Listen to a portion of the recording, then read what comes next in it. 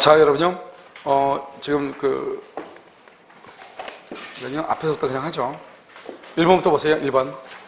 주택임자 보호법이라고 되어 있죠? 자, 주택임자 여러분요. 지금 지문 문제집 가지고 계시죠? 자, 주택임자 보호법이요. 1번. 여러분 주택임자 보호법 같은 거 설명을 이미 다 했고요. 기초 천재도 했기 때문에요. 이거 설명을 길게 하다 보면 세우라 내우라예요. 알겠죠? 그래서 집합공원법을 자세히 좀 설명을 하고요. 알겠죠? 나머지는 이제 문제를 보면서 설명하도록 하겠습니다. 1번. 임차주택의 일부 주거 외의 목적으로 사용되죠. 이것을 겸용주택이요. 겸용주택. 1번부터 봐. 1번. 주택임대차 보호법부터 보세요. 알겠죠? 겸용주택의 경우에도 주택임대차 보호법이 적용이 돼요. 알겠죠? 자, 그 다음에 2번요. 그럼 겸용주택이 뭐예요, 여러분요? 예를 들어서 이런 거죠. 다방 같은 경우는 다방이 있고, 여기 다방이 이렇게 있으면 다방 홀이 있잖아요. 홀이 있고 여기 주방이 있죠. 주방. 여기 방이 2개 있었단 말이죠. 이것은 상가 건물의 일부죠. 일부. 이것은 상가 건물 임대차 보호법에 적용을 받는다 이 말이죠. 그럼 이런 보면요. 우리가 주택 있죠. 주택 이렇게 있으면요. 주택에 보면 여기 일부에 여기서 뭐라냐. 포장마차를 해가지고 여기서 떡볶이를 팔고 있다 이 말이죠. 알겠죠? 그러니까 주거의 주택의 일부를 뭐로 지금 사용하고 있다? 영업용으로 사용하고 있다 할지라도 이거 전체를 상가로 본다? 주택으로 본다? 주택으로 본다 이 말이죠. 알겠죠? 2번. 동법에 적용이 되는 주거용 건물인지는 공부상의 표시에 따라 결정되는 것이 아니에요. 바뀌었어. 공부상의 표시가 아니고 뭐라 한다? 실제 용도. 바뀌어야 돼. 실제 용도가 아니라가 아니고 공부상의 용도가 아니고 실제 용도. 봐봐요. 여러분 봐봐. 지금 우리 지금 하고 있는 뭐죠? 상가죠. 우리 하고 있는 상가 건물이죠. 그런데 이 상가 건물에다가요 칸막이를 해가지고 고시원으로 지금 쓰고 있어. 그러면 주택임대차 보호법에 적용을 받는 거예요. 그런데 건축물 대장에는 뭐라고 되어 있겠어? 상가라고 되어 있겠죠. 알겠죠? 사무실 용도로 되어 있겠죠. 그러든지 마든지 실제로 쓰고 있는 것이 주거죠. 그러면 주택임대차 보호법에 적용을 받아요. 그래서 주택임대차 보호법에 적용을 받는 건물은 무허가 건물이든 미등기 건물이든 불문하는 것이에요. 실제로 뭐라고 쓰고 있으면 주거로만 사용하고 있으면 주택임대차 보호법에 적용을 받는 것이에요. 알겠죠? 그러니까 공부상의 표시가 아니고 뭐다? 실제 용도. 이렇게 2번 틀렸죠? 2번, 3번. 2법은 주거용 건물의 전부나 일부의 임대차에 관해서 적용을 하고요. 4번. 주택의 전부를 일시적으로 그것은 적용한다 안 한다? 안 하죠. 왜요? 주택임대차는 여러분 기본적으로 뭐가 있어야 돼요? 차임을 지급을 해야 되죠. 월세. 몇 년 이상 살아야 되죠. 최소한 2년 이상. 그러니까 이것은 일시가 아니잖아요. 알겠죠? 그 다음에 5번은요. 주택에 등기를 하지 아니한 전세계약이죠. 등기가 없는 전세계약. 이것을 뭐라 한다? 채권적 전세라고 하죠. 채권적 전세. 이 법을 적용한다 안 한다? 이 법을 준용한다 이 말이에요. 채권적 전세도 임대차하고 똑같이 봐. 알겠죠? 정답은 2번. 자, 2번은요. 1번. 다른 특별한 사정 규정이 없는 한 미등기, 방금 얘기했죠. 미등기 또 써기다가 무허가, 미등기 주택, 무허가 주택에 대해서 이 법에 적용이 돼. 2번. 이 법에 위반된 약정으로서 임차인에게 줄고 임차인에게 불리한 것은 효력이 없다. 편면적 강행 규정이라고 얘기를 해. 3번. 임차인이 7조에 따른 증액 비율을 초과하여 7조에 따른 증액 비율을 초과하여 차임, 얼마죠? 이것은 얼마죠? 우리요? 20분의 1 이 말이죠? 그럼 몇 퍼센트? 5%죠. 차임 또는 보증금을 지급하거나 7조 이에 따른 월차임 산정률을 초과하죠. 이런 월차임 산정률은요, 우리 시험이 끝나면 11월 달에 바뀌어요. 그래서 시험에 나올 가능성이 약간 없어요. 우리 지금 월차임 산정률이 얼마죠? 연 1할. 또는 몇 배? 한국은행 기준금리가 몇 배? 4배를 곱해가지고 더 높은 낮은 쪽 이렇게 돼 있잖아요. 이것이 곧 법이 이미 지금요 개정이 돼가지고 아직 시행만 안 돼 있지. 그래서 이것은 약간 시험이요 개정될 시험에 나올 가능성이 조금 낮아요. 그런데 그 교수들이 또 멍청한 놈들이요 뭔지 모르고 지금 아무것도 모르고 있는 사람이 있을 수 있잖아요. 법만 보고 그냥 그대로 낼 수도 있긴 있어. 알겠죠? 아무튼 그런데 여기 보면 산정률을 초과하여 차임을 지급한 경우는 초과 지급된 차임 또는 보증금 상당액의 반환을 할 수 있다. 청구할 수 있다. 그래서 만약에 초과하여 지급 줄고요. 초과하여 두 번째 줄 차임을 지급한 경우 맨 끝에 반환을 청구할 수 있어요. 이게 새롭게 법에 들어온 것이에요. 알겠죠? 그러니까 여러분들 만약에요 20분의 1을 초과해서 달라고 하잖아요. 그냥 줘. 싸우기 힘드니까. 주고 나서 끝날 때 있죠? 달라고 해. 안 주죠? 법원에 소송을 제기해서 판결을 받아서 경매해버리면 돼. 무슨 말인지 알겠죠? 나도 성깔 있어 없어? 있어. 알겠죠? 그럼 하면 돼. 자, 4번. 주택의 매수인이 대항력이 있는 임차권이 있음을 알지 못했다. 주택의 매수인이 대항력 있는 임차권 줄고 그것을 보나 용익 권능이죠. 용익 권능이 있음을 알지 못했고 선이죠. 계약의 목적을 달성할 수 없죠. 그러면 임대차 계약을 말 수 있다. 해제할 수 있다. 그다 써요. 574조 575조 575조 용익 권능의 제한 이렇게 용익 권능의 제한 이렇게 담보책임이죠. 용익권의 제한의 담보책임. 5번 임대차는 그 등기가 없는 경우에도 임차인이 주택의 인도와 주민등록을 마치죠. 그날부터 제3자에 대해서 효력이 있다. OX 언제부터? 다음 날이 다음 날. 그 다음에 봐봐. 임대차는 뭐가 없어도 등기가 없어도 그랬죠. 그럼 반대로 하면 등기가 있으면 언제부터? 등기는 언제부터? 그 다음날 0시. 그럼 난리가 나는 거죠. 등기는 그때부터 대항력이 있는 거예요. 등기는 그때부터. 전입신고는 언제부터? 다음날 0시부터. 알겠죠? 그러니까 대항력을 취득하는 건 두 가지다. 하나는 뭐다? 등기를 하든지 또 하나는 뭐 전입신고를 하든지. 전입신고를 하면 언제? 그 다음날 0시. 등기는 언제? 그때부터. 알겠죠? 정답 몇 번? 5번이다. 이따 끝나고 할 때 답 알려다 하지 마. 집에 가서 기출문제 천재 그거 보고 한번 찾아봐. 알죠? 순서대로 쭉 됐으니까. 무슨 말인지 알겠죠? 답 알려달라고 학원에 제발 전화하지 마. 실장님들 힘들어. 자, 3번. 틀리겠어요. 1번. 주택 임차인에게 대항력이 발생하는 시점은 인도와 주민등록 모두 갖춘 다음날 뭐나? 이길 오전 0시. 맞죠? 2번. 주택 임차권의 대항력 요건인 주민등록의 신고는 행정청에 도달하기만 하면 신고 소득이 발생하는 것이 아니라 줄고 행정청이 수리를 수리한 경우는 뭐란다? 신고라고 그래. 봐봐. 우리가요. 이런 여기 한번 봐봐. 우리가 주택을 하죠. 그럼 어떻게 하죠? 먼저 신고서를 먼저 신고서를 작성을 하죠. 작성해서 이것을 제출하죠. 제출하고 어떻게 해요? 이걸 접수를 하죠. 접수를 해서 이것을 만다 검토하죠. 검토해가지고 나중에 수리를 하죠. 수리하고 주민등록부에 등재를 하죠. 알겠죠? 우리는 주민등록 전입신고라고 돼 있죠? 전입신고를 제출할 때를 전입신고로 볼 것인가? 알겠죠? 수리할 때를 전입신고로 볼 것인가? 등재할 때를 전입신고로 볼 것인가? 이 말이죠. 어디가 전입신고다? 신고는 수리할 때가 신고다 이 말이죠. 수리할 때가. 그래서 여러분 뭐가 나와요? 수리하기 전에 검토 단계에서 다시 반려했다. 아직 수리가 됐어 안 됐어? 안 됐다 이 말이죠. 알겠죠? 나중에 나올 거예요. 자, 3번은요. 그래서 여러분 뭐가 중요하다? 행정청의 수리 그 말이 중요해. 그 다음에 3번. 갑이 울소유 주택을 임차한 경우 임차인의 배우자나 자녀 줄고요. 배우자나 자녀의 주민등록 맨 끝에 해당한다. 4번. 일단 대항력을 취득한 후 임차인은 어떠한 이유에서든지 가족관계 줄고 일시적으로나마 두 번째 줄 이전하였다면 대항력은 상실해. 일시적 순간 찰나 잠깐 깜빡 필요 없어. 일단 나가면 끝이야. 무슨 말인지 알겠죠? 그러면 어때요? 다시 들어오죠? 다시 들어오면 언제? 그 다음날 그때 아니야. 그 다음날 0시. 알겠죠? 그 다음날 0시. 5번 다가구용 단독은 오로지 뭐만 기재하면 돼? 지번만 기재하고 동호수의 표시가 없으면 대항력을 취득할 수 없다. OX X 알겠죠? 뭐만 있으면 된다? 지번만. 그래서 정답은 5번이다. 그 다음에 4번 1번 다가구용 단독주택이죠?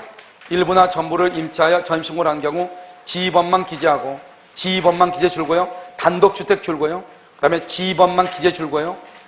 건물의 거주자의 편의상 구분하여 놓은 호수까지 기재하지 않았다 줄고요. 호수까지는 기재하지 않았다.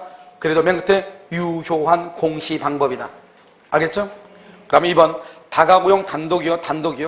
같은 건물 내에서 이사하면서 줄고요. 호수를 변경했어요. 호수를 변경한 전입신고를 다시 한 경우 새로운 전입신고를 한 경우에 주택임차보호법상 대항력의 발생 요건인 주민등록의 유효한 공시 방법이 된다. 새로운 전입신고 OX X다. 왜요? 호수를 변경해서 또 했다 이 말이죠. 그러면 새로운 공시 방법이 아니다? 아니다. 그런데 판례가요. 이건 또 얘기했어요. 우리가 보증금을 증액을 하잖아요. 보증금을 증액을 했을 때 새로운 확정일자를 받아달라고 했단 말이죠. 그것은 받아줘야 돼, 안 받아줘야 돼? 받아줘야죠. 보증금에 뭐가 있으니까? 증감이 있으니까. 알겠죠? 그래서 2번이 틀렸죠. 왜요? 봐봐요. 이런 봐봐. 여기 이걸 얘기하잖아요. 여기 이렇게요. 101호에서 202호, 301호인데 여기 101호에 1월 1일 날 들어왔다가요. 이사 가니까 여기 다시 해가지고 10월 1일 날 들어가가지고 다시 전입신고를 다시 했다 이 말이죠. 그래도 전입신고는 10월 1일이 유효이다. 1월 1일이 유효이다. 언제가 유효다? 1월 1일이 유효라니까. 다가구는 뭐만 중요하면 지번만 있으면 되니까 동호수는 중요하지 않다니까. 만약 10월 1일이다 그러면 10월 2일부터 0시부터잖아요. 다가구는 뭐가 중요해? 지번만 중요하기 때문에 동호수가 변경된다 할지라도 문제가 된다 안 된다? 안 된다 이 말이죠. 자, 그다음에 3번 다세대는 공동주택이죠. 그럼 뭘 해야 돼요? 동호수 지번, 동호수 줄 것이고 바로 옆에 지번. 그런데 동호수에 표시 없이 대항력이 있다 없다? 없다. 4번 전출은 260의 3이에요. 줄거 봐. 그런데 전입은요 206의 3이에요. 알죠? 신고 자체를 잘못했죠? 공무원이 발견 못했죠? 공무원이 잘못한 게 아니잖아요. 이것은 맨 끝에요. 유효한 공시원급이 아니다. 알겠죠? 5번 임차인이 임대인의 승낙을 얻어 전대했다. 전차인이 주택을 인도받아 전입신고를 마치죠? 그러면 누구한테 대항력이 발생한다? 누구한테? 임대인한테. 이 말이죠. 봐봐 여기 여러분 봐봐. 우리는 할 수 있어요. 알겠죠? We can do it. 봐봐. 여기 지금 이렇게 갑이 있죠? 갑의 건물에 을이요. 을이 임차인. 이 임차인을 이렇게 했는데요. 임차인 이걸 병한테 전차인이죠? 전차인. 그럼 봐봐요. 그러면 전차인하고 임차인하고 구별을 알아야지. 이 사람이 이 사람한테 보증금 1억을 준 거 아니에요? 전차인이 임차인한테 보증금 1억을 준 거 아니에요? 그렇잖아요. 그래서 이 사람이 여기 들어와서 자죠. 그럼 이 사람은 5월 1일 날 전입신고를 하죠. 그럼 전입신고하면 이 전차인의 전입신고를 누구의 전입신고로 봐죠? 전차인이 대항력을 취득해, 임차인이 대항력을 취득해. 봐봐. 이 건물이 나중에 경매가 되죠. 경매가 되면 이 건물에서 돈을 받아야 될 사람은 을이다, 병이다. 을이 갑한테 돈 준 거 아니에요. 병은 을한테 돈 주고. 갑한테는 돈을 준 적이 없는데 갑의 건물이 경매가 되면은 병이 어떻게 돈을 받아요? 지금 봐봐. 을이 갑한테 보증금 줬는데 보증금을 못 받으니까 전대차를 준 거 아니에요? 그래도 병한테 보증금 받아서 나갔잖아요. 나중에 이 집이 경매가 되거나 설령 경매가 되지 않는다 할지라도 을은 그 돈을 받아가지고 병한테 줘야 되잖아요. 그러니까 갑한테 돈을 받을 사람은 을이에요, 병이에요? 을이죠, 을. 그러니까 병이 여기 들어와서 전입신고했다. 병이 대항력이 있으면 뭐 할 거예요? 누구한테 대항력이 있어야 돼? 을한테 있어야지, 을한테. 그래서 여기서 이 사람이요, 이 임차인이라는 사람이 전출을 하죠? 전출하면 대항력이 없어지죠. 그런데 이 병이 여기 들어와서 전입신고를 하죠, 전입. 5월 1일. 그러면 병의 전입신고를, 누구의 전입신고를 봐죠? 을의 전입신고를 봐죠. 을을 직접점유자라고 그래, 간접점유자라고 그래? 이 사람을 뭐라고 그래? 직접. 이 사람은 뭐라고 그래요? 간접이죠. 그래서 전차인의 전입신고를 임차인의 전입신고로 봐주는 거예요. 직접 점유자가 전입신고를 하면 간접 점유자에게 대항력이 발생하는 것이에요.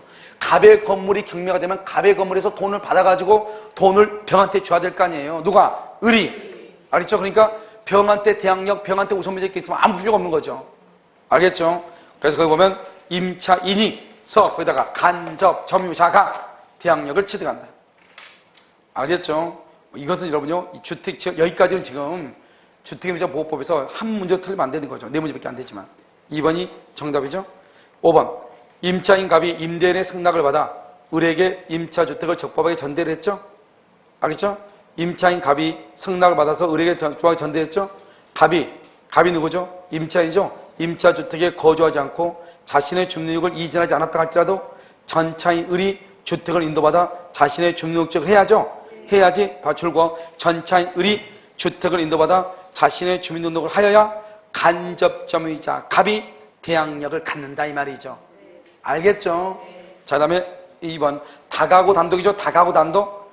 그런데요, 임차인이 건물 소유자나 거주자가 부르는 대로 지층 1호를 1층 1호로 잘못 알고 전입신고를 1층 1호로 했다. 대항력이다 아니다? 아니다. 유효한 공시방법이 아니다.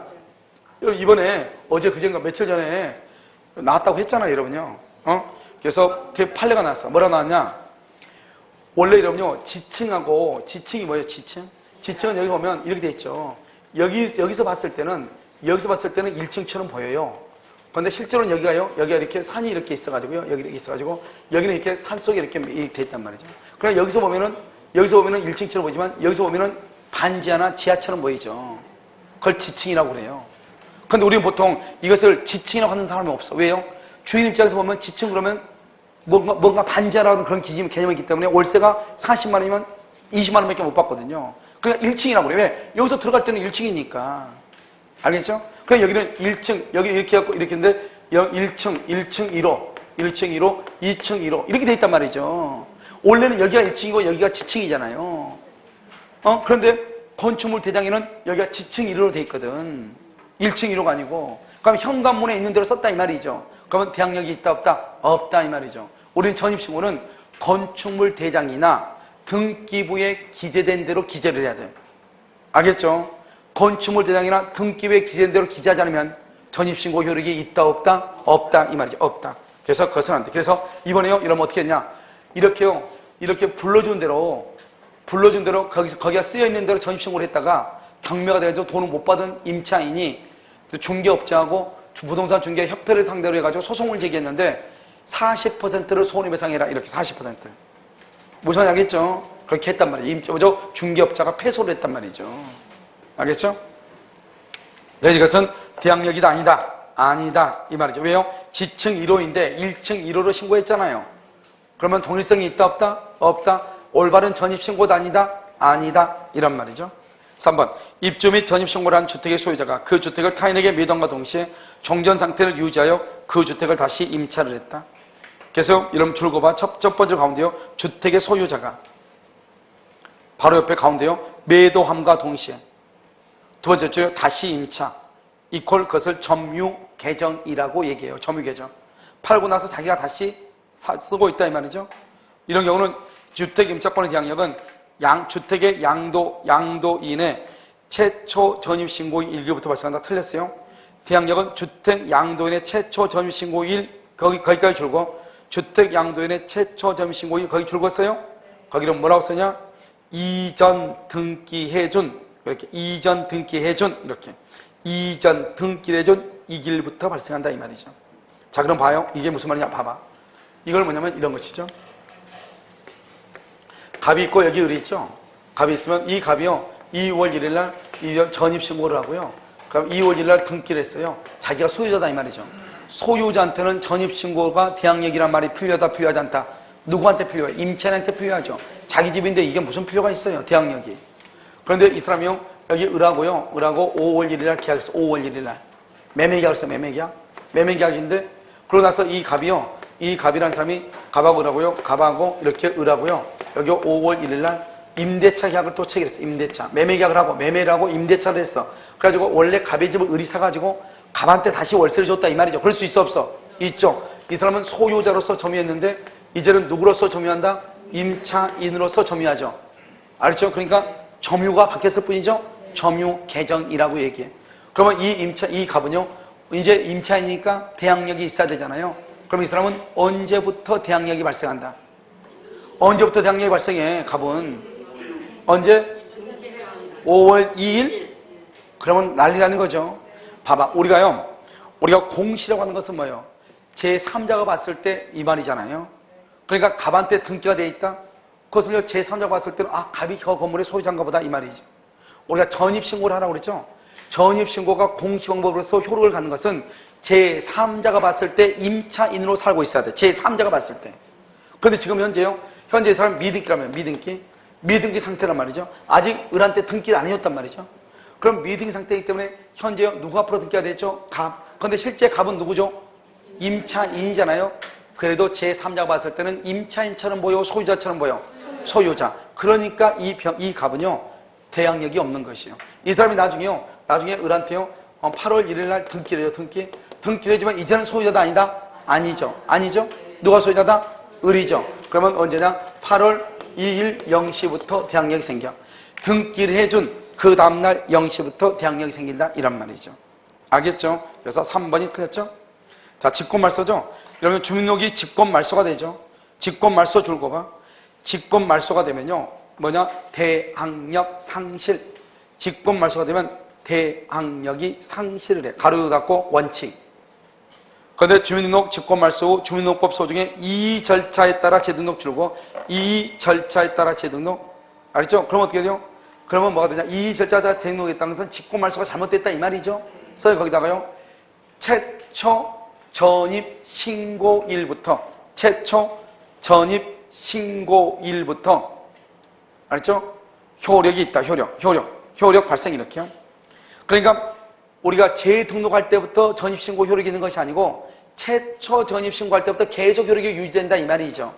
알겠죠? 따라서 재등록이 이루어지기 전에 새로운 이해관계를 맺은 사람한테 대해서도 기존의 임차권은 그대로 뭐가 된다? 유지된다. 이 말이 무슨 말이냐? 여기 봐. 이 말은 뭐냐면 이렇게 이제 갑이 있고 여기 을이 있잖아요. 을이 여기다가요 2월 1일 전입신고를 했어. 전입신고. 그럼 전입신고하고 확정일자를 했어. 그러면 2월 1일 전입신고했으니까 2월 2일 0시부터 대항력이 있죠. 그러고 나서 지금 현재 여기 10월 1일까지 계약을 했는데요. 갑자기 여기 5월 1일 날 직권 말소가 됐어. 그러면 직권 말소가 되면 어떻게 되냐? 일단 대항력은 일단 없어져. 그러니까 직권 말소가 되니까 임차인이 없으니까 여기요 6월 1일 날 저당권이 돌아왔어. 저당권이.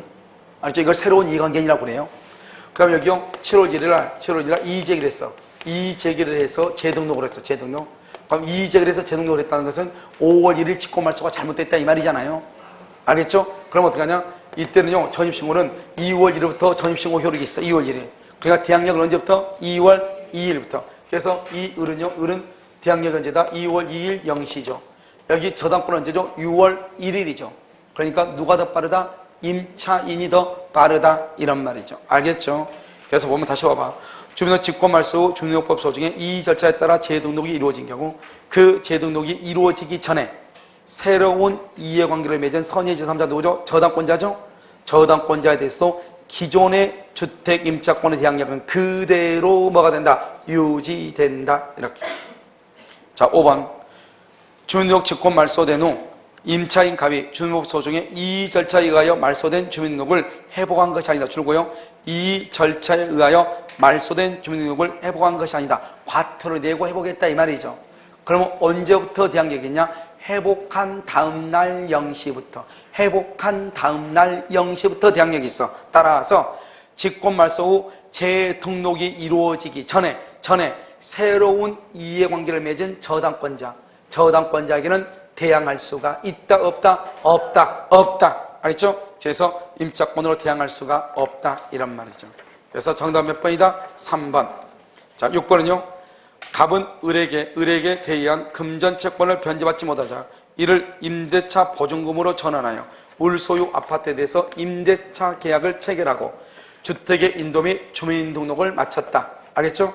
임대차 계약을 통정 허위 표시로 볼 수가 없는 한 갑의 임차권은 제3자에 대하여 뭐가 있다? 대항력이 있다 없다? 있다. 이게 무슨 말이죠? 기존의 채권을 보증금으로 해서 임대차 계약을 체결할 수 있다 없다? 있다. 이런 말이죠. 2번 한국토지주택공사죠. LH공사죠. LH공사가 주택을 임차한 후 A가 즉 LH공사가 선정한 입주자가 주택을 인도받고 주민등록을 마치죠. 그러면 LH공사가 뭘 한다? 대항력을 취득해. 그러니까 원래는 LH공사는 법인이잖아요. 법인은 원래 전입신고를 할 수 없지만 우리 주택임차보호법에는 특별하게 3가지를 예외를 두고 있죠. LH공사, 그 다음에 지방공사, 그 다음에 중소기업. 알겠죠? 중소기업. 이 3가지. 3번 임차인 갑이 임대인의 승낙을 받아 을에게 임차주택을 적법하게 전대를 했다. 전차인 을이 주택을 인도받았으나 을의 이름으로 뭘 하지 않는다? 주민등록을 이전하지 않고 갑의 이름으로 주민등록이 되어 있다면 을은 제3자에 대해서 대항력을 갖는다. 맞아요? 틀려요? 지금 임차인 갑이 임대인의 승낙을 받아서 을에게 임차주택을 적법하게 전대하고 전차인 을이 주택을 인도받았으나 을의 이름으로 뭐 하지 않고 주민등록을 하지 않고 갑의 이름으로 계속 되어 있다 이 말이잖아요. 그럼 이러면 이건 뭘 얘기해요? 지금 여기 보면 이 사람이 그러면 이 집에 봐봐. 우리는 주민등록 전입신고는 주택의 인도와 전입신고가 같이 되어 있어야 되죠. 인도와 전입신고. 무슨 말이냐? 이 X라고 하는 사람의 집이 있다 이 말이죠. 이 집에 갑이 임차인인데 이 갑이 그것을 을한테 다시 전대차를 줬다 이 말이죠. 전대차를 줬는데 이 사람이 지금 갑이 지금 뭐랬다? 주민등록을 이전하지 않고 갑의 이름으로 주민등록이 되어 있다 이 말이죠. 인도는 누가 받고 이 사람이 여기서 여기 을이 인도는 받고 여기는 전입신고는 갑이 되어 있다 이 말이잖아요. 이런 경우는 대항력이 있다 없다? 없죠. 실제로 거주하는 을이 인도와 전입신고를 하게 되면은 누구한테 대항력이 발생한다? 갑에게 발생한다 이 말. 간접점이지 않대. 그런데 여기는요, 갑한테는 조민동 전입신고가 돼 있고 갑한 임차인한테는 전차인은 인도만 하고 있다 이 말이죠. 이 사람 그 두 개를 합해서 인도와 전입신고다. 말이 돼 안 돼? 안 된다 이 말이죠. 실제로 거주하는 전차인이 주택을 인도받고 전입신고를 하게 되면은 누구한테 대항력이 생긴다? 임차인은 직접이다 간접이다? 간접점이자게 대항력이 생긴다 이 말이죠. 알겠죠? 4번 주택 양수인의 대항력 있는 임차권자라도 스스로 임대차 관계의 승계를 원하지 않을 경우 임차주택의 임대기간이 만료전에 경매되면 임대차 계약을 해지하고 우선 변제권을 할 수 있다, 청구할 수 있다. 여러분 이 말은 또 무슨 말이에요? 우리 아까 보증금 할 때 다 얘기한 거잖아요. 그럼 여기 봐봐. 여러분요, 우리가 여러분요 특별법을 포기하면 뭐가 똑같냐면 그 학계론에서 계산 문제 포기한 거 똑같아. 남들은 100점에서 출발하는데 나는요 85점에서부터 출발해야 돼. 말이 안 되잖아요. 알겠죠? 15점인데 여러분 특별법은 어차피 여러분 주택임대차보호법은 먹고 살려면 알고 있어야 돼요. 여러분이 합계에서 제일 먼저 하는 게 뭐예요? 주택임대차 아니에요, 주택. 그러니까 봐봐, 우리 있죠? 우리 지금 대항력이 있다 이 말 아니에요, 지금. 근데 건물의 소유자가 갑에서 병으로 바뀌었다 이 말이죠. 그럼 원래는 어떻게 한다? 원칙이 뭐예요? 원칙이 뭐? 대항력 있는 임차인은 누구한테?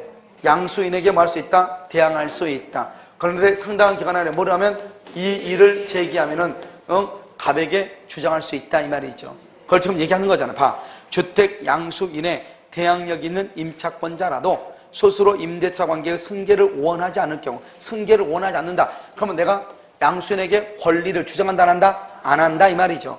그런 경우는 어떻게 하는 거예요? 임차주택이 임대기간 만료 전에 뭐가 되면 경매가 되면 임대차 계약을 뭐라고? 해지란 말은 이 일을 제기해서 이 말이죠. 알겠죠? 누구에게요? 우선 변제를 청할 수 있다. 임대차 계약을 해지 거기 줄고 그것을 뭐냐? 배당 요구 이렇게 얘기해. 배당 요구. 나중에 설명할 거예요.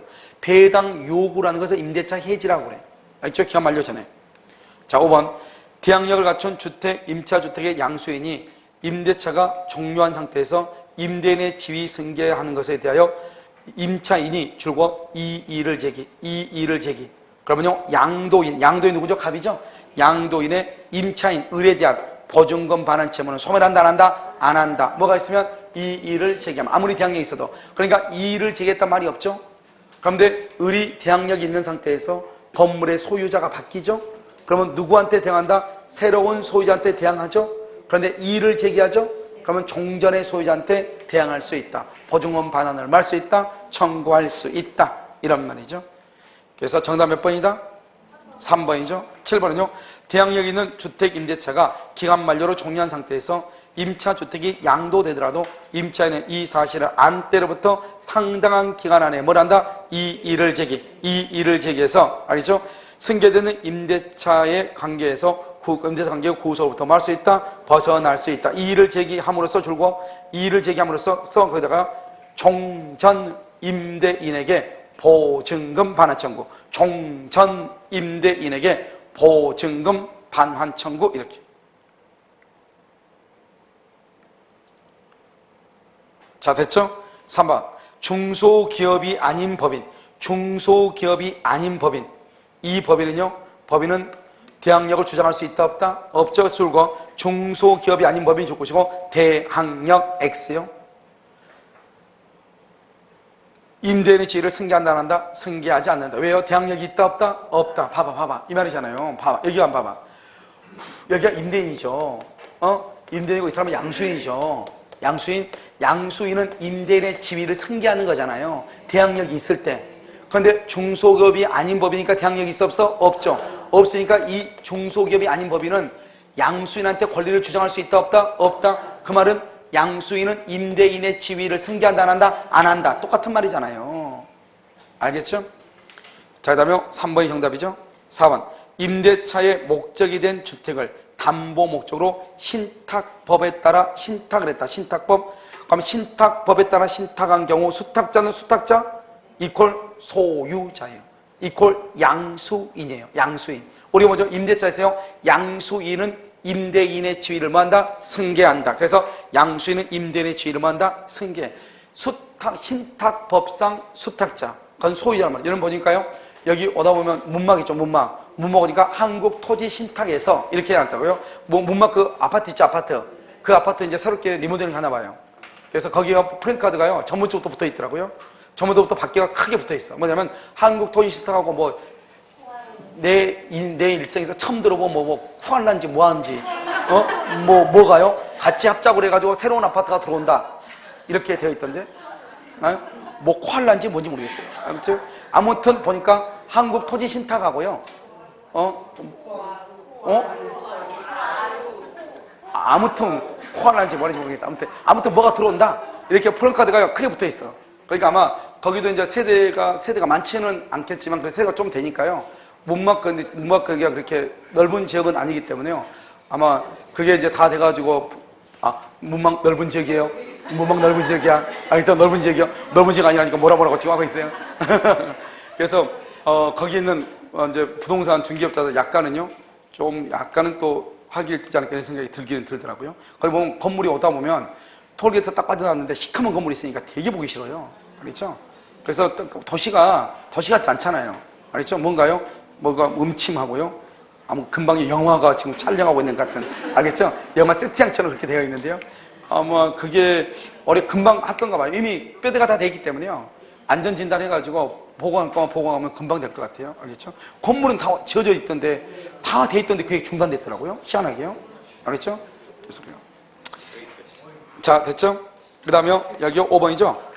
거기 보면 신탁법상 신탁으로 돼 있어. 알겠죠? 그래서 한국 토지 신탁으로 돼 있어, 거기는. 5번요. 주택보호법상 대항력을 갖춘 임차인의 임대차 보증금 반환 채권이 가압류된 상태에서 주택이 양도가 되죠. 양수인은 채권 가압류의 제3채무자 지위를 승계한다. 이 5번은요. 우리 시험에 2번이나 나온 것이죠. 알겠죠? 그래서 한번 보시면 아무것도 아니에요. 봐봐. 말이 복잡해서 그렇지. 한 번만 들으면 돼. 자, 지금 또 보고 계시죠? 자, 임대인이에요. 을을요. 임차인이에요.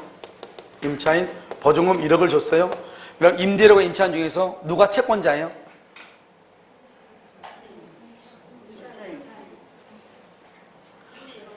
여러분 눈 없어요? 눈 없어? 아니 을이 가만테 1억 줬다고 돼 있네. 받아야 돼 안 받아야 돼? 그러니까 임차인이 채권자지. 누가 채권자예요? 임차인이 보증금 받아야 되잖아요. 임차인이 채권자죠. 그 여러분요 가가지고 내가 얘기 몇 번 했잖아요. 집주인하고 얘기하고 있는데 친구가 왔어. 얘기해. 야, 저분하고 누군데 그렇게 심각하게 생각해? 저 사람 우리 집 집주금 쪽팔리잖아요. 저 사람 내 채무자. 이러면 되죠. 채무자죠. 보증금 줬으니까 받아야 되니까 채무자네요. 무슨 말인지 알겠죠? 그러면 이제 친구가요 나를 보는 눈길이 달라지죠. 알겠죠? 그렇게 되는 거죠. 그래서 여기 보면요 이 A라고 하는 사람한테요 을이라는 사람한테 A라고 하는 사람이 채권자죠. 이 사람이 채권자가요 돈 1억을 빌려줬다 이 말 아니에요 지금. 그러면 어떻게 돼요? 이 사람이 채권자니까 근데 돈을 안 주죠. 돈 안 주니까 어떻게 돼요? 여기서 이 채권자가 이 월세 보증금을요 압류를 하죠. 압류 등기를 딱 건단 말이죠. 그러면 이제부터 어떻게 되냐? 이 갑이라고 하는 사람은 보증금을 을한테 주면 된다 안 된다? 안 돼. 원래는 누구한테 줘야 을한테 줘야죠. 그러니까 이 사람을 채무자라고 하죠. 채무자. 내가 지금 아까 채무자라고 했잖아요. 이 사람이 채권자인데 이 사람은 A의 입장에서 보면은 채권자다 채무자다? 채무자죠. 그래서 이 사람은 그래서 채무자라고 그래. 그런데 이 사람은요 이 돈을 원래 을한테 줘야 되죠. 그런데 압류가 되면 그 돈을 누구한테 줘야 돼? A한테 줘야 되죠. A한테 줬는데 이 사람은요 원래 A한테는 돈 빌린 적이 있어 없어? 없는데 돈을 줘야 되죠. 그래서 앞에다가 붙여 제3이라고. 왜? 진짜 채무자는 아니다 이 말이죠. 그래서 제3채무자라고 붙여. 압류가 되면. 알겠죠? 이것을 뭐란다? 압류 채권자라고 그러고 이 사람을 압류 채무자라고 그러고 제3채무자라고 하는 거예요. 그러니까 임대차 계약이 끝나면은 갑은 보증금을 누구한테 줘야 돼? A한테 줘야 되죠. 그런데 중간에 집주인이 바뀌었다 이 말이에요. 중간에 집주인이 누구한테 바뀌었냐? 매매를 해가지고 이렇게 정한테 바뀌었다 이 말이에요. 정한테 바뀌었다. 양수인이다. 양수인. 그러면 양수인이요? 임대차가 끝나죠? 그러면 양수인은 임대인의 지위를 승계하죠? 제3 채무자의 지위를 승계하죠? 그러니까 기간이 끝나면 보증금 1억 원을 을한테 주는 것이 아니고 정이 누구한테 준다? A한테 줘야 되죠? 알겠죠? 그러니까 양수인은, 건물의 양수인은 제3 채무자의 지위를 만다, 승계한다. 이렇게 얘기하기도 하고, 이건 병의 정의 입장에서 보는 것이고, 만약에 A의 입장에서 보면 압류 채권자는 누구한테? 양수인에게, 알겠죠? 권리를 할 수 있다, 주장할 수 있다. 이렇게. 그래서 다시 한번 읽어봐. 뭐라고 되어 있나? 대항력을 갖춘 임차인의 임대차 보증금 반환 채권이 가압류된 상태에서 주택이 양도가 되죠. 양수인은 양수인은 제3채무자의 지위를 만다, 승계한다, 이 말 아니에요. 아무 말도 아니잖아요. 그냥 뭐다? 양수인은 임대인의 지위를 승계한다, 이 말이죠. 임대인 누구다? 제3채무자죠. 그러니까 임대인의 지위를 승계한다, 제3채무자의 지위를 승계한다. 똑같은 말이에요. 세상. 알겠죠? 세상에 제일 쉬운 게 7번이다. 그래서 3번이 정답이죠. 자, 8번은요.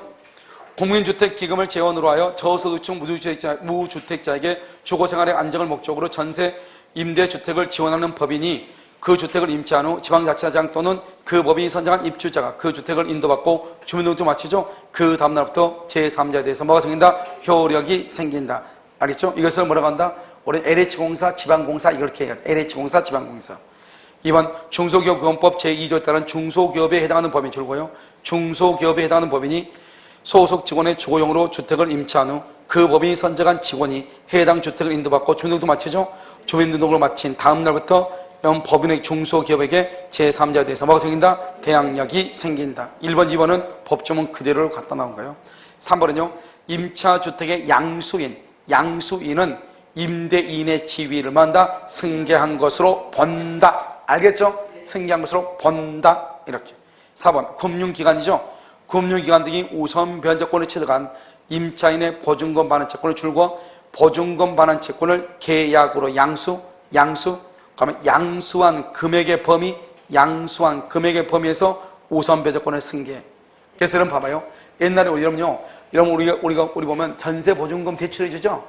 해주잖아, 들어갈 때. 근데 그 전세 보증금 대출을 해줬는데 나중에 그 집에 살고 있는데 전세권자나 또는 임차인이요, 건물이 경매가 된다, 이 말이죠. 그럼 어떻게 해야 돼요? 이 임차인이 가서 우선 배대권 행사해가지고 그 돈을 받아와가지고 은행에다 줘야 돼. 근데 은행에다 안 주고 그냥 도망간단 말이죠. 그럼 어떻게 해야 돼요? 가서 또 이 사람이 재산이 있나 없나 보고 복잡해진단 말이죠.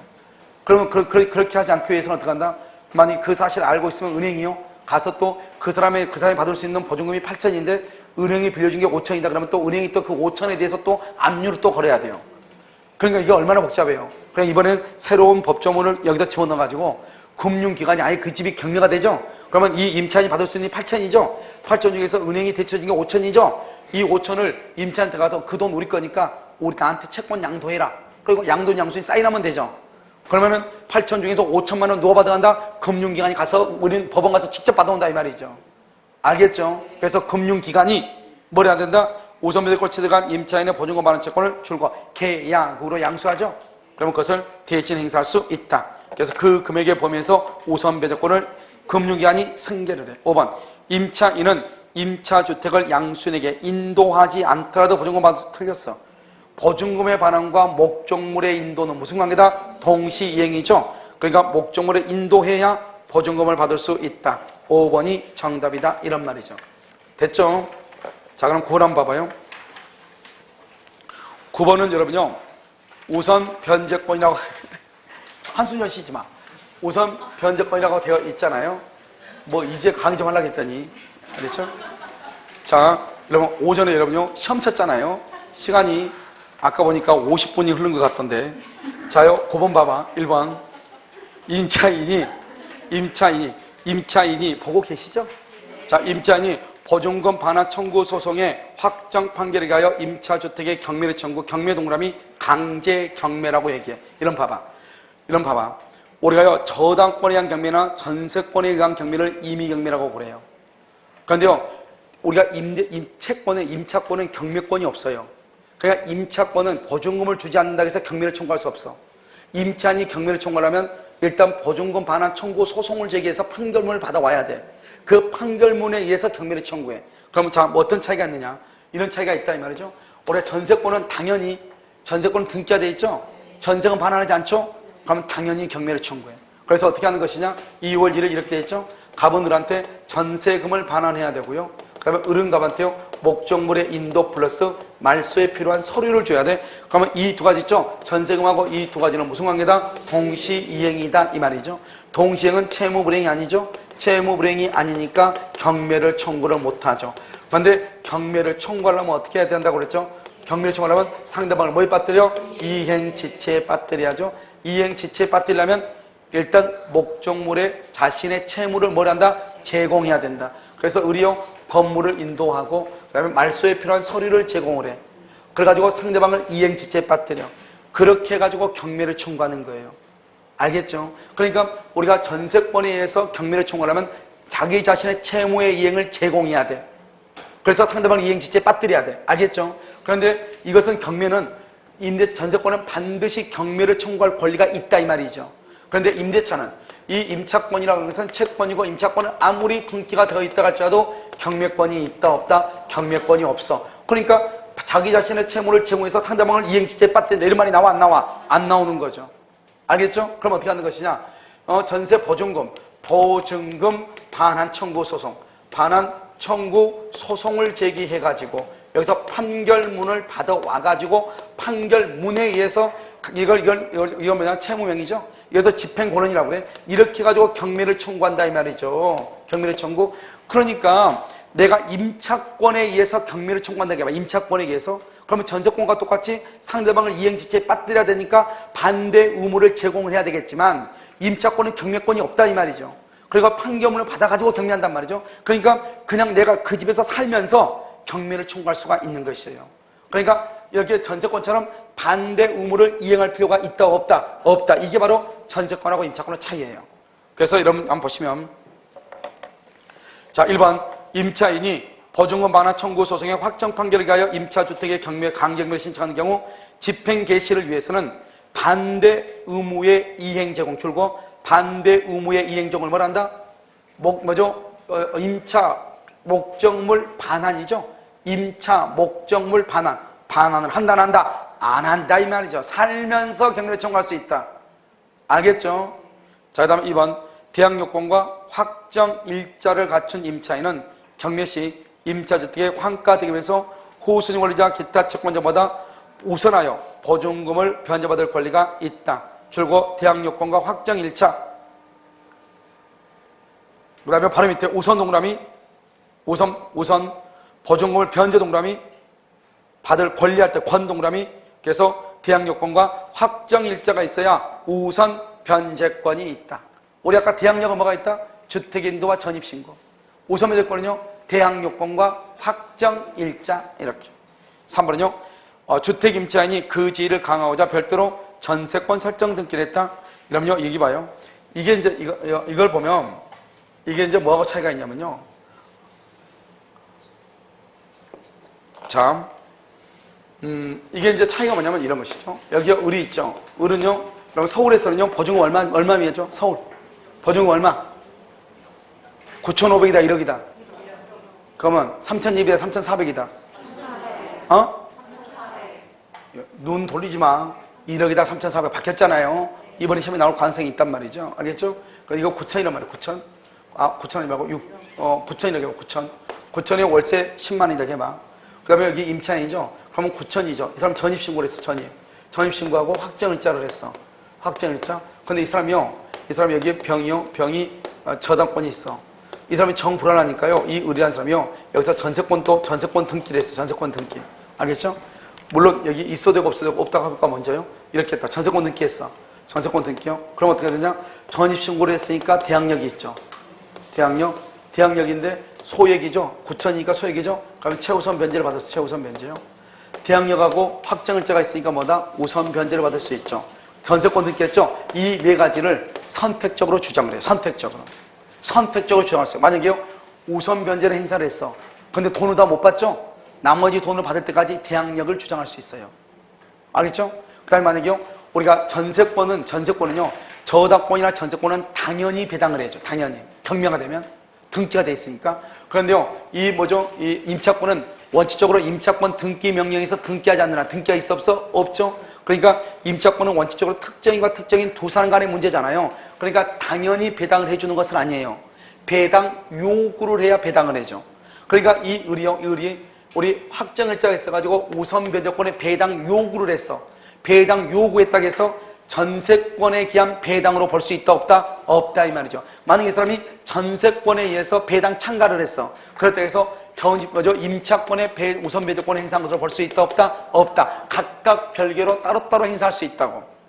그러니까 여러분요, 이것은요, 전세권 같은 다른 물권에는 없는 아주 엄청난 큰 권리를 보유한 것이죠. 채권임에도 불구하고. 누구를 보호하기 위해서? 임차인을 보호하기 위해서. 무슨 말인지 알겠죠? 그러니까 이 네 가지를 다 선택적으로 주장할 수 있다니까요. 그래서 한번 본단 말이죠. 그래서 보면 3번을 보면요, 주택 임차인이 그의 지위를 강화하고자 별도로 전세권 등기했죠. 임차인의 지위에서 경매법원에 배당 요구라도 배당 요구, 전세권에 관해서도 배당 요구가 있는 것으로 본다. OX, X죠. 임차인의 지위에서 배당 요구죠. 우선 면제. 이런 경우는 전세권에 대해서는 배당 요구로 볼 수가 있다 없다? 없다. 없다. 별개다 이 말이죠.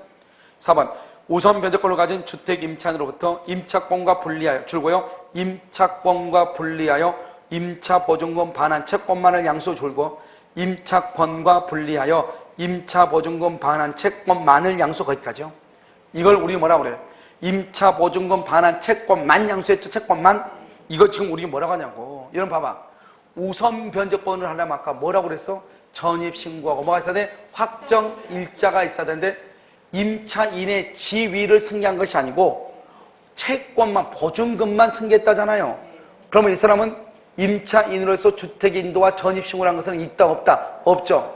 있어 없어? 없죠. 확정일자 있어 없어? 없죠. 그러니까 이 사람은요 뭐다? 우선 변제권자의 지위에서 배당 요구를 할 수 있다 없다? 없다 이 말이지. 그래서 중요한 것은 임차권과 분리하여 보증금 반환 채권만 양수, 채권만 양수. 알죠? 이 사람은 우선 배제권에 있어서 배당 요구를 할 수 있다 없다? 없다. 5번 디약 요건 확정일자를 갖춘 주택 임차권자는 임대차 성립 당시 임대인 소유였던 대지가 타인에게 양도되어 임차주택과 대지의 소유자가 달라지더라도 줄고 대지의 환가 대금에 대해서 우선 배제권을 행사할 수 있다. 이건 여러분 왜 그러죠? 여러분 봐봐 여기 보면 여기 이렇게 지금 봐. 갑이 있죠? 갑이 있고 여기 갑하고 건물하고 그러겠죠? 갑에 건물이 있는데 여기에요. 이 토지에만 을이 저당권이 있어. 저당권. 토지에만 저당권이 있다. 그러면 경매가 되면 토지에 대한 경매 대금에서는 돈을 받아. 건물에서는 돈 못 받아. 저당권은. 그럼 봐. 여기 이렇게 있죠? 이렇게요. 갑이 있고 이렇게 갑이 있죠? 이 건물에 대한 을이 전세권이죠? 이 전세권자는 건물의 경매 대금에서는 돈 받아. 알겠죠? 그런데 임대차는 우리 법조문에요. 임대차는 여기 갑의 건물인데 을이 임차인이죠. 임차인. 이 임차인은 건물 임차인이지 대지 임대차 임차인이 아니잖아요. 그럼에도 불구하고 우리 법조문에 뭐라고 되어 있냐? 건물 임차인은 건물의 매각대금과 대지의 매각대금 전부에서 우선 변제를 받는다고 법에 규정되어 있어요. 알겠죠? 그러니까 어떻게 된다? 이런 임차인이요. 대지와 건물이 한꺼번에 경매가 된 거예요. 한꺼번에 경매가 됐다가 건물의 경매는 취하가 되고 대지만 경매가 된 거예요. 그러면 대지에 대한 경매되면서 우선 변제를 받을 수 있다 없다? 내가 말하는 거 안 들었어요? 대지에 대한 경매대금과 건물에 대한 경매대금 전부에서 우선 변제를 받는다니까. 법에 대지와 건물 한꺼번에 경매됐다가 건물은 경매가 취하되고 대지만 경매가 됐다고요. 대지에 대한 경매되면서 돈 받을 수 있어 없어? 아 있다니까. 말 안 들었어? 전부에서 받는다고? 들었죠? 그러니까 대지에 대한 경매되면서 우선 변제를 받아. 두 번째, 대지 위에 건물이 미등기 건물, 미등기 건물의 임차인이에요. 그러니까 미등기니까 건물은 경매가 돼 안 돼? 안 되죠? 대지만 경매돼서 대지만 우선 변제 받을 수 있다 없다? 받을 수? 아까 내가 뭐라고 그랬어? 주택임대차는 미등기고 무허가고 따져 안 따져? 안 따지고 다 된다고 했잖아요. 그러니까 다 되니까 대지에 대한 경매되면서 우선 변제 받을 수 있다니까요. 무슨 말인지 아시겠죠? 그래서 다시 이제 5번 봐봐. 5번 보면 대항요건 및 확정일자를 갖춘 주택임차권자는 임대차 성립 당시 임대인 소유였던 대지가 타인에게 양도되어 임차주택과 대지 소유자가 달라지더라도 대지의 환가 대금에 대해서 우선 변제권을 행사할 수 있다니까. 있다. 알겠죠? 소유자가 달라지든 말든 필요 없어. 대지의 한가 대금에서 받을 수 있어. 나중에 땅 소유자 달라지고 건물 소유자 처음에는 똑같았는데 나중에 달라졌다 이 말이죠. 그렇든지 말든지. 알겠죠? 내가 임차인에 들어갈 때는 땅하고 건물 소유가 똑같았죠? 나중에 토지 소유자 바뀌죠? 그리고 나서 토지가 경매가 되죠? 그 대금에서 돈 받을 수 있다니까요. 그런데 돈 받을 수 없는 경우가 있긴 있어. 어떤 경우냐? 돈 받을 수 없는 경우가 첫 번째 얘기요. 대지 위에 대지에 을이 저당권이 있어. 저당권. 2월 1일. 그리고 나서 여기에 건물이 신축이 돼. 신축 3월 1일. 그러고 나서 병이 4월 1일 임차인. 이런 경우는 이 대지의 저당권자를 보호하기 위해서 대지에 먼저 저당권이 있고 그 다음에 건물이 신축되죠? 이 건물의 임차인은 대지의 경매대금에서 우선배제 못 받아. 누구를 보호하기 위해서? 저당권자를 보호하기 위해서. 자, 그럼 한번 볼까요? 이게 상가물, 모텔이 있어, 모텔이 있단 말이죠. 여기요, 모텔이 있대. 모텔이 있대요. 여기요, A라는 사람이 근저당권 잡았어, 근저당을 잡았어. 2월 1일. 그런데 나중에 이 모텔이 워낙 사람이 안 오니까 이것을 예를 보면 월세로 해서 돌리는 경우 있어, 없어? 있잖아. 여기 보면 모텔 가다 보면 뭐 월세 받습니다. 쓰여 있대. 그러니까 이것은 뭐냐? 주거용으로 변경, 주거용으로 변경이 됐어. 주거용으로. 그래서 여기 을이 임차인으로서 소액 임차인이다. 그런데 이 상태에서 이제 여기요 4월 1일이다. 먼저 상가에서 상가일 때까지 나중에 주거로 바뀌었어. 그러면요 상가일 때 전자권 있었죠. 주거로 바뀐 다음에 소액 임차인이죠. 그래가지고 경매가 됐어. 경매되면서 누가 먼저 돈을 받는다? 누가 먼저 받아? 근저당권자다, 소액 임차인이다. 내가 아까 뭐라고 그랬어? 건물은 주거용으로만 쓰고 있으면 되지. 그것이 미등기냐 무허가냐 상가냐 안 따져. 아까 말다 공부상의 표시다, 실제 용도다. 그러니까 공부상으로는 이게 지금 뭐라 돼 있죠? 공부상으로는 뭐가 됐어? 건축부 대장에는 상가, 영업용으로 돼 있겠죠. 실제로 지금 뭐로 쓰고 있어? 월세, 달방으로 쓰고 있는 거잖아요. 무슨 말인지 알겠죠? 그러니까 최우선 변제가 우선하는 거예요. 알겠죠? 이 세 가지를 구별해서 봐야 돼요. 상가 건물이 주거용으로 바뀐다. 그러면 주택임대차 소액 임차인이 우선한다. 알겠죠? 두 번째, 토지에 대해서 저당권이 먼저 돼 있다. 그리고 건물을 신축한다. 건물의 임차인은 토지의 매각되면서 우선 변제 받을 수 없다. 토지와 건물이 있다. 여기에 임차인이다. 대지의 경매대금에서 우선 변제 받을 수 있다. 무슨 말인지 알겠죠? 이 세 가지로 구별을 해야 돼. 됐죠? 그러면 10번부터는요 우선 변제는요 약간 설명을 해야 되기 때문에요. 뒤에 계속 우선 변제죠? 됐어요? 세기 때문에